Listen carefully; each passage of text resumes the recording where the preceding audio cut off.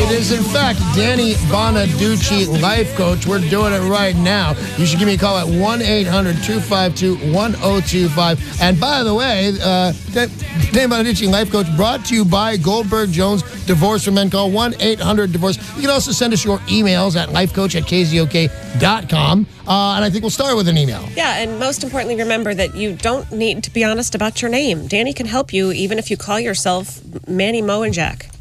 Well, no, it's not all three of you unless you harmonize. The Pet Boys?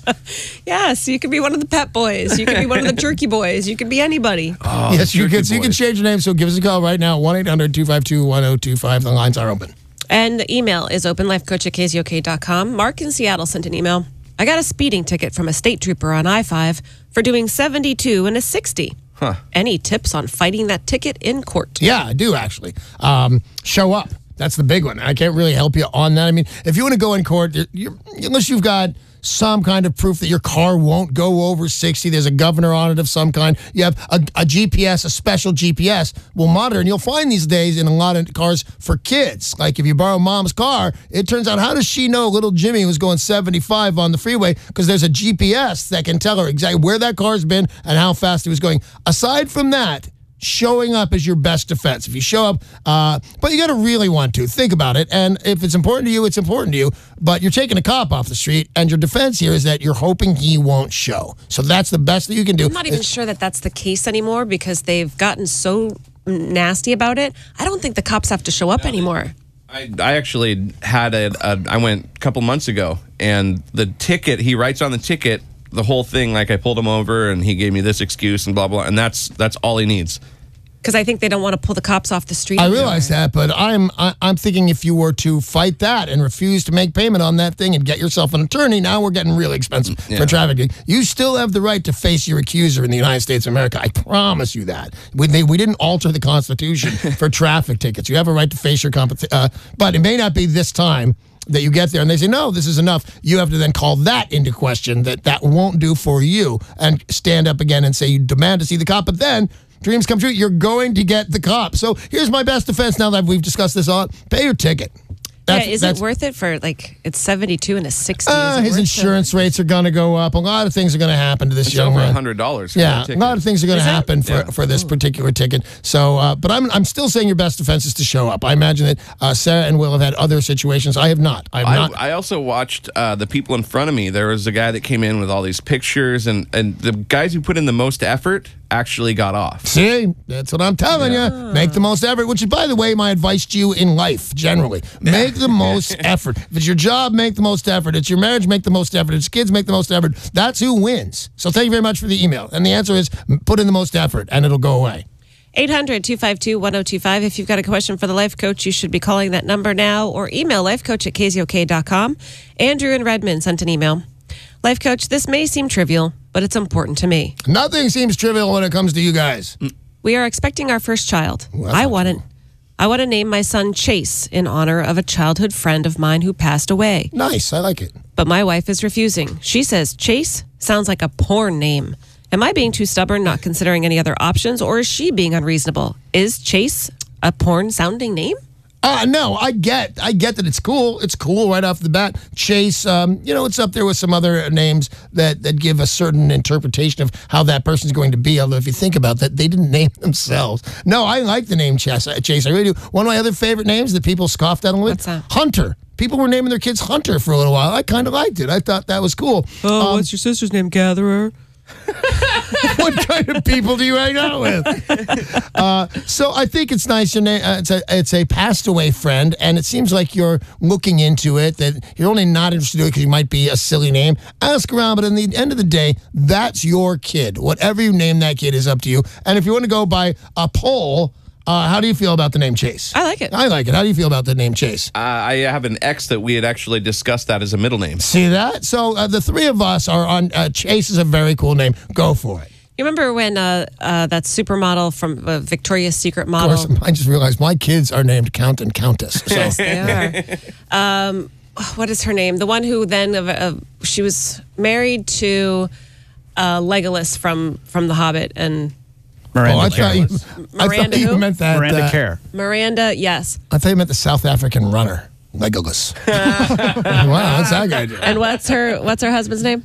Orlando Bloom. Yeah. Oh, yeah. It's like Beaver Puncher. They're happily married, right? And everything's great. And she has a baby.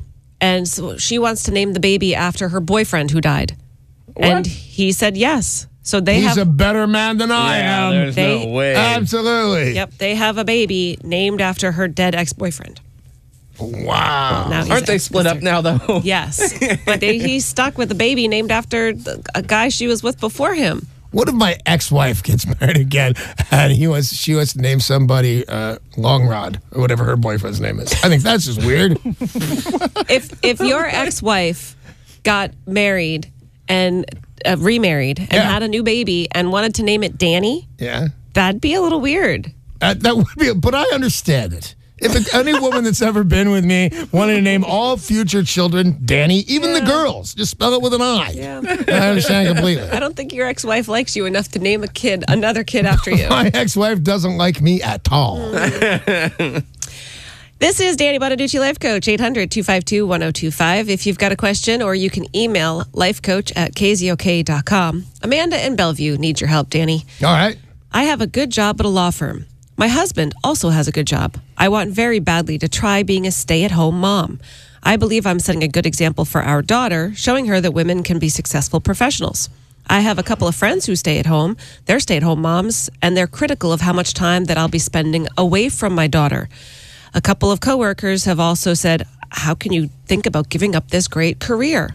What do you think I should do? I think you can do, but here's my true belief on this, that you got a lot of people around you, and they're not bad people, but they're jealous. The people that are stay-at-home moms, how can you tear yourself away from this fine, beautiful baby that you brought into this room? They don't have jobs as upstanding law firms. What they're really saying to you, and this is my opinion, I couldn't do that. My friends couldn't do that. Why can you do that? You know, admitting that you've got one and the other, you're just pretty much an awesome human being. Everybody else in this argument is making a choice that you haven't had to make. You've got kids coming in and a great job going out. So the ones that say, how can you stay away from your kids? They're just jealous. No, there's a lot to be said for a stay-at-home mom, any stay-at-home parents. That's absolutely great. If you can do it, good on you, but it doesn't have to be done. If you can go to work and spend a legitimate amount of time with your kid, either one, it sounds like you want to be a stay-at-home mom. God love you, but all those people chiming in, they just can't do what you have done. They're all just jealous. And I will tell you, being a father, a lot of people yell, well, they're just jealous. That's why this is happening. I say, no, they're not. You're doing this. You're doing that. I'm telling you my point of view on this. They're all jealous that you can do one or the other pretty easily, and you can navigate all this stuff. And I think those people, especially people say, how can you pry yourself away from your kid? They're really just jealous that you can accomplish more than they. Now, what do you think about having two working parents with a young child at home? You know what? I'm a fan. I'm really a fan. They've got a daycare starts so early, and I think daycare is really good. They get to learn to play with other children. A lot these people that are homeschooled, those kids, in my opinion, if you're doing it, God love you, but they don't really know how to interact with other people. They're kind of creepy, to be honest with you. And they don't get to play sports. And you know how important that's been in my life. Yes. But yeah, you mock your sports acumen, Danny, but you are very athletic. I am. And you are also on top of our football pool. I still am. It'll change after tonight. Oh, that sucks. I'm gonna It pick may you. not. You could be the. You could continue your reign. I too believe that both parents can work and have a really good kid. My neighbors, who could not be more stand-up and wonderful parents, they both have very important jobs in the tech industry, and they spend more time with that kid because they come and go with me because they stagger. They want to be at home a lot. But yeah, it can be done, and the kid can get a lot of valuable mom time and not lose anything because two adults are working. You know, I was just thinking, too, a lot of companies now seem to be more amenable to working from home. Yeah, they are. Why not work at home 2 days? It's our company. Some of the sales. I can work from home? Yeah. Yeah, get me a microphone and a great sense of humor, and I'll do this thing from home. Wait, I don't have to see Will every day? I can just stay home? Well, Will could do this thing from bed, and does. Dear life coach, Yeah, I'm right here. I have a problem staying awake at work. What do you suggest? Meth. That's pretty easy. Some of them are easier than others. Just Looney Tunes. I was in the kitchen with Will, and he was just slamming another coffee. Oh. The kid's alert today. Are you having a tough time this morning, Will? Not after my fourth coffee. You don't even. You know like what you want? I hate coffee. Have you seen that stuff, Bo Rocca? Mo Rocca, the guy No, from CBS not the Sunday guy Morning. from Sunday Morning. I thought that when I said it. Joel McHale from Talk Soup yes. advertises it in a ponytail for some weird reason. What? Yeah, it doesn't matter. Joel McHale from the Soup. With a ponytail. With a ponytail. With a ponytail. Tries to It's the ad get man you to for- buy Mo Rocca? Mo Rocca. No, Bo Rocca. What's Bo Rocca? It's an energy drink. It's a wake up. It's not even just an energy drink. It's a pill, and you put it. It's like a Alka-Seltzer. You drop it in a glass of water, which would be good for me, and it goes and you wake Really? up. Yeah, And then you wake up? yeah. It's caffeine and guana. And guana is just a weird name Iguanas for are in other. there? Are you trying to kill me? Why do I want guano in my drink? You don't, because that smells bad, like ammonia. Would you like to buy some for Will so he doesn't have any problems staying awake? I was just saying last night when I saw the commercial, I'd like to try that stuff. I'll go for it. Get some for both of you? Yeah, me and Will. All right, let's call Joel McHale and see if he'll send us some. Give me one more. Give me one more. All right, we've got one here from James in Eatonville. Life coach, I find work pretty easily, but I have problems keeping a job. I live in my sister's house. I would like to save up enough money for my own apartment, but my employment instability is holding me back. What do you think I should do? Why do I have such a problem holding down a job? Because you have no respect for them. That's pretty easy. Because they come so easily to you. How difficult can they be? What are they worth? I would say, honestly, if I'm going to be your therapist, and I am, you don't have enough faith in yourself. You don't think you're all that interesting. Because if anybody could continue to give these jobs to a person like you, how important can they be? Well, first of all, you're more important than you think. People are not. It's a tough time to get a job right now, and you just fly into them and get them. And you're going to have to realize that job is of importance, even though you have the skill to get another one. And I always say this when people are looking for other jobs: never get one before you have the other. Like if you have a job and you're thinking, "Oh, I need a new job," don't quit. Don't quit until you have a better job right there. And I think you need to settle down with your acumen and your skill. What does he want to save up for? His own apartment so he can get out of the basement of his sister's house. Get out of there. 6 months, man, to get an apartment. 6 months you need to save on that hardcore, and you're going to have your own apartment. You can give it 6 months. If you've got what it takes to get a new job, every time you turn around and think, oh, I want a new one, that's hard to do. And if you can do that level of difficulty, you can do the level of difficulty to save up 6 months. That's all, and get a new apartment. And then you'll be so stoked that you have the new apartment, and you'll have bills. You're going to have to meet them every month. You'll stick with the job that pays those bills. Hey, that's all the time we have right now for Danny Bonaduce Life Coach. Brought to you by Goldberg Jones, Divorce for Men.